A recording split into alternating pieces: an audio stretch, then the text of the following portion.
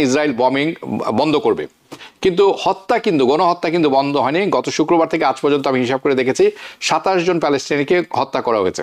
President Donald Trump তার truth social media এবং x টুইটারে তিনি খুব বড় করে বললেন যে হামাস রাজি হয়েছে, এবং সাথে সাথেই প্রায় তার 4-5 মিনিট পরেই আমরা দেখলাম যে কংগ্রেসের হাউস ফরেন রিলেশনস কমিটি একটা বিবৃতিটা রেডি ছিল যে এটা নাকি বিশ্বের ইতিহাসে এর আগে কেউ কখনো মধ্যপ্রাচ্যে শান্তি আনতে পারেনি এবং ডোনাল্ড ট্রাম্পের চেয়ে কেউ বেশি নোবেল পিস প্রাইজ ডিজার্ভ করে না। যেই দেশে আপনি আশ্রয় নিলেন সে দেশের মানুষকে এখন বিতাড়ন করছেন, সে দেশের জায়গা দখল করছেন। পশ্চিম তীর আজকে আপনারা যখন দেখেন সেখানে পুরোটাই এখন কিন্তু ইসরায়েলি নিয়ন্ত্রণে, এবং পশ্চিম তীরে তারা বসতি স্থাপন শুরু করছে, এক্সটেনশন, তারা নিজেদের জুইশ এক্সটেনশন করে দিচ্ছে। অতএব প্যালেস্টাইন বলতে এখন আর কিছু নাই, এটা পুরোটাই জুইশদের, এটা ইসরায়েলি জায়নিস্টদের একটা অংশ হয়ে গেছে। হস্টেজ হস্তান্তর করার পরে এই যুদ্ধ থামবে এটা সম্ভবত কোনো বোকাও বিশ্বাস করবে না। Hostage is not the issue, issue is destruction of Palestine and grab the land. As Donald Trump he himself said, I will build a resort town there. বুঝতে পেরেছি। অর্থাৎ আপনি যেটা বলছেন হস্টেজ ট্রান্সফার, হস্টেজ দিয়ে দিবেন, আর্ম সারেন্ডার করবেন, কিছুই হবে না। মধ্যপ্রাচ্যের আমরা গত কয়েকদিন ধরে শুনছিলাম যে মিডল ইস্টে যারা মধ্যস্থকারীরা আছেন, তারা কাতার, ইজিপ্ট, তারা হামাসের সাথে কথাবার্তা চলছে এবং আংশিক নিরস্ত্রীকরণের পথে তারা রাজি ছিলেন, এবং একটি শান্তি প্রক্রিয়ার দিকে আমরা এগিয়ে যাচ্ছিলাম। ওয়াশিংটন ডিসি থেকে, ইসরায়েল থেকে তো প্রশ্ন ওঠে না, আসলে ইসরায়েল পরিচালনা করে থাকেন ওয়াশিংটন ডিসি, সেখান থেকেও আমরা নতুন নতুন অধ্যায় শুরু হতে পারে বলে শুনছিলাম। আজকের ব্রেকিং নিউজ হচ্ছে যে হামাস রাজি হয়েছেন পিস কনফারেন্সে, গাজা পিস ডিএলে, এবং সেটি আমরা জানতে পেরেছি ওয়াশিংটনে, এবং স্বয়ং ট্রাম্পের মাধ্যমে, প্রেসিডেন্ট ট্রাম্পের মাধ্যমে উনি তার ট্রুথ সোশ্যালে পোস্টটিও করেছেন।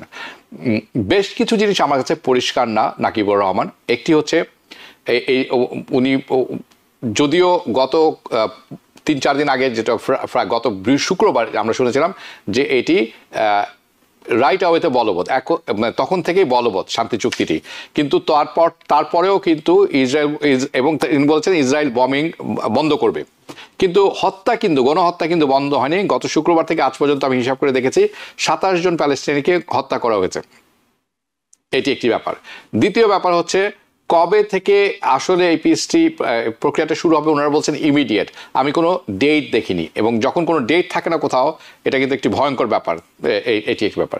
ওনারা বলছেন যে ইসরায়েলি বাহিনী একটি নির্দিষ্ট লাইনে পর্যন্ত যে সেখানে তারা চলে যাবেন, বলে না যে আপনি ছেড়ে চলে গেলেন, আপনি প্রত্যাহার করে নিচ্ছেন সৈন্য, কিন্তু ওই নির্দিষ্ট লাইনটি কোথায় সেটির উল্লেখ আমি দেখিনি। যে ধ্বংসযজ্ঞ চালানো হয়েছে এটি কি হবে, এখন যারা আছেন ওখানে তাদের কিভাবে খাদ্য সহযোগিতা বা অন্যান্য সহযোগিতা দেওয়া হবে, এটির পুনর্বাসনের কথা। কিন্তু আমি দেখেছি যে কয়জন বন্দী আছেন তাদেরকে ইমিডিয়েটলি ছেড়ে দেওয়া হবে, এবং হামাস সেটা রাজি হয়েছেন। আমি আপনার কাছে শুনবো, how does this deal sound to you? আমরা জানি গতকালকে, দর্শক যারা দেখছেন, আজকে 8ই অক্টোবর, গতকাল ছিল 7ই অক্টোবর, এই ইসরায়েলি বর্বরতা এবং গণহত্যার 2 বছর অতিবাহিত হলো সাধারণ হিসাবে, এবং সরকারি অনেক হিসাব আছে, সেখানে বলছেন 66,000 মানুষ মারা গিয়েছেন। কিন্তু এটি যদি 2 গুণ বেড়ে যায়, অবাক হওয়ার কিছু নেই। কি পরিমাণ শিশু নারী হত্যা করা হয়েছে, কি পরিমাণ বৃদ্ধ মারা গেছেন এই বম্বিংয়ের কারণে, সেটি আপনারা জানেন। একটি স্থাপনাও বাকি নেই। আমি শুনবো আপনার কাছে নাকিবুর রহমান। হাবিব ভাই, যদি আপনি আমাকে এক কথায় এই পুরা ব্যাপারটা বলতে বলেন, আমি এক কথায় এটাকে বলবো it's a dog and pony show. Dog and pony show, okay. এর কারণটা আমি ব্যাখ্যা করছি। আপনারা জানেন যে গত পরশু নোবেল কমিটি বিভিন্ন বিষয়ে কে নোবেল প্রাইজ পাচ্ছে তাদের নাম ঘোষণা করছে। মেডিসিনে কারা পেয়েছে, সময় ঘটিয়ে, তারপরে কেমিস্ট্রিতে পেয়েছে হলো ইউসি বার্কলির 3জন প্রফেসরের মধ্যে একজন প্যালেস্টিনিয়ান বংশোদ্ভূত ব্যক্তি রয়েছে। সো বিষয়টা হলো যে ডেফিনেটলি আমি মনে প্রাণে চাই যে যুদ্ধ বন্ধ হোক, গণহত্যা বন্ধ হোক, এবং ইসরায়েল একটা স্বাধীন ভূমি হিসাবে স্বীকৃতি পাক, এটা আমি মনে প্রাণে চাই। Palestine you meant? Palestine Palestine Palestine একটা স্বাধীন ভূমি হিসাবে প্যালেস্টিনিরা তাদের আবাসভূমি ফিরে পায়। কিন্তু আমরা দেখছি যেটা, যে আমরা শো শুরু করার পরপরই অলমোস্ট 40 মিনিট আগে প্রেসিডেন্ট ডোনাল্ড ট্রাম্প তার ট্রুথ সোশ্যাল মিডিয়া এবং এক্স টুইটারে তিনি খুব বড় করে বললেন যে হামাস রাজি হয়েছে, এবং সাথে সাথেই প্রায় তার 4-5 মিনিট পরেই আমরা দেখলাম যে কংগ্রেসের হাউস ফরেন রিলেশনস কমিটি একটা বিবৃতি, মানে বিবৃতিটা রেডি ছিল যে মানে এটা নাকি বিশ্বের ইতিহাসে এর আগে কেউ কখনো মধ্যপ্রাচ্যে শান্তি আনতে পারেনি, এবং ডোনাল্ড ট্রাম্পের চেয়ে কেউ বেশি নোবেল পিস প্রাইজ ডিজার্ভ করে না। You know, you're going to be the next enemy, right? তো এই যে একদম লাস্ট মুহূর্তে একটা হেল ম্যারি, যে যাতে করে নোবেল পিস প্রাইজটা দিতে নোবেল কমিটি, এবং এর আগে আমরা দেখেছি যে নরওয়ের ফরেন মিনিস্টারকে কল করে প্রেসার ক্রিয়েট করেছে ডোনাল্ড ট্রাম্প।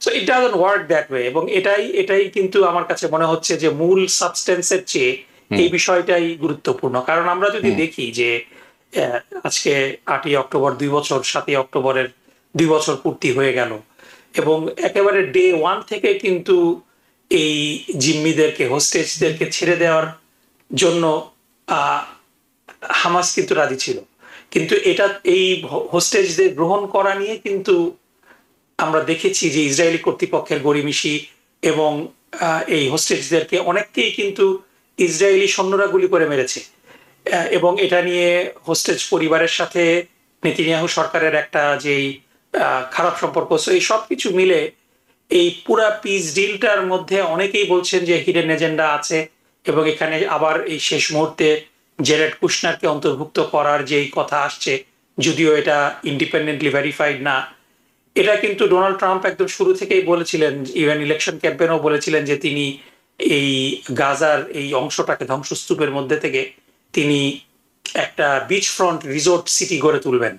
সো সেদিকে তিনি যাওয়ার একটা চেষ্টা করছেন, কিন্তু সেটা গেলে এটা সফল তিনি হতে পারবেন না। যদিও আপনি যেটা বললেন যে প্রায় 70,000-এর কাছাকাছি মানুষকে হত্যা করা হয়েছে, এর মধ্যে নারী এবং শিশু ছিল প্রচুর পরিমাণ, তারপরও গাজার অধিবাসীরা রেজিলিয়েন্ট, তারা কিন্তু ধ্বংসস্তূপের মধ্যেও তারা বসবাস করছে, তাদের এখান থেকে সরিয়ে নেওয়া যাচ্ছে না।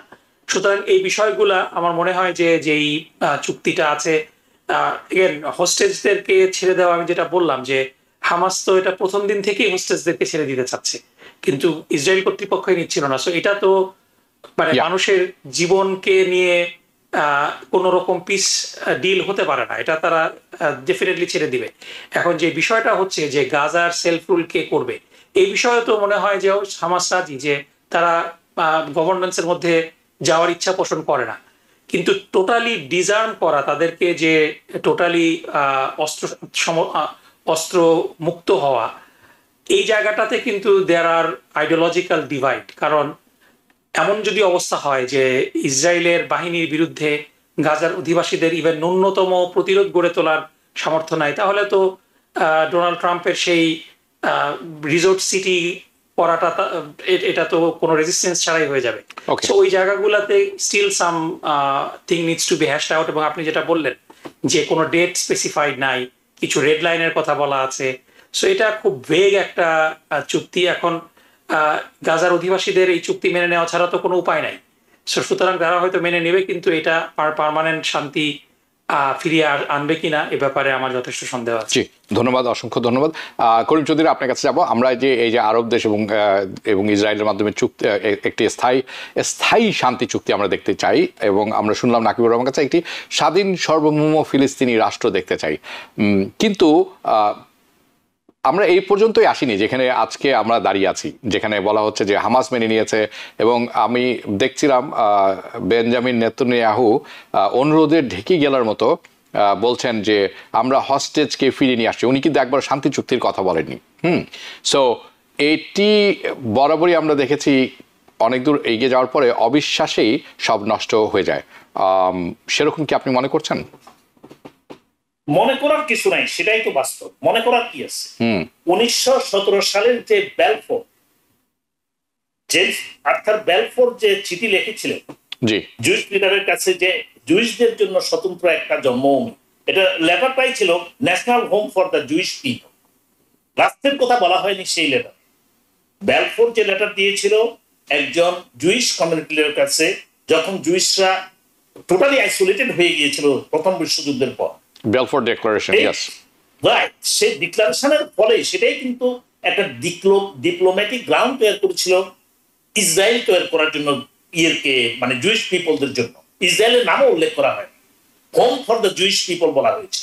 সে 1948 সালে এসে ব্যালফোর ডিক্লারেশন যেটা করা হলো সেই আলোকে সেখান থেকে প্যালেস্টাইনিদেরকে মানে সরাই দেয়া হলো। প্যালেস্টাইনদের জায়গাটা নিয়ে সেখানে আপনার ইসরায়েল গড়ে তুললো।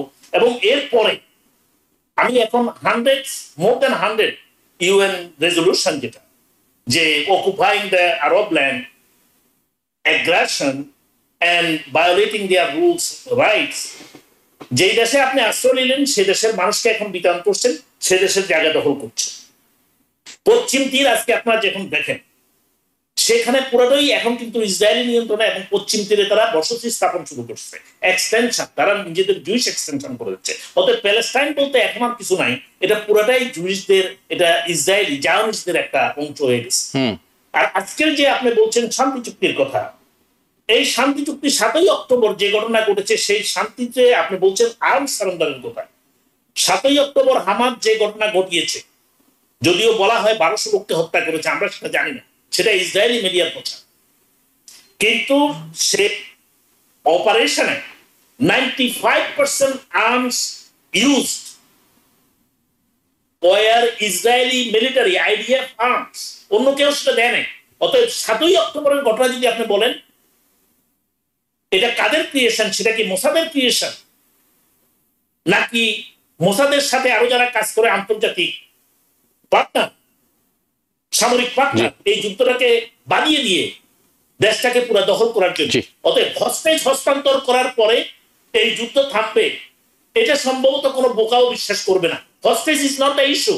Issue is destruction of Palestine and grab the land, as Donald Trump he himself said, I will build a resort town there. বুঝতে পেরেছি। অর্থাৎ আপনি যেটা বলছেন হস্টেজ ট্রান্সফার, হস্টেজ দিয়ে দিবেন, আর্ম সারেন্ডার করবেন, কিছুই হবে না। ওকে, unless and until the Arab world organized to protect Palestine and Israel both as a two-state solution. We are not talking about ওকে। আপনি ধন্যবাদ, বুঝতে পেরেছি। আপনি যেটি বলছেন যে আপনার যথেষ্ট সন্দেহ আছে এবং আপনি মনে করছেন এটি আরেকটি সেরকমই অতীতের মতো ঘটনা, যেখানে আমরা দেখেছিলাম পিএলও ইয়াসির আরাফাত এবং what's his name, the prime minister in 1994 ক্লিন্টনের মাধ্যমে যেটি স্বাক্ষরিত হয়েছিল, আইজাক রবিন, ইয়াস, এন্ড সেটি একটা বিখ্যাত কথা বলা হয়েছিল যে এবার মনে হয় চিরস্থায়ী একটি শান্তি চুক্তি হতে যাচ্ছে, but that was another প্লয়। New York থেকে সম্প্রচারিত TVN 24 টেলিভিশন বিশ্বজুড়ে বাঙালির কণ্ঠস্বর।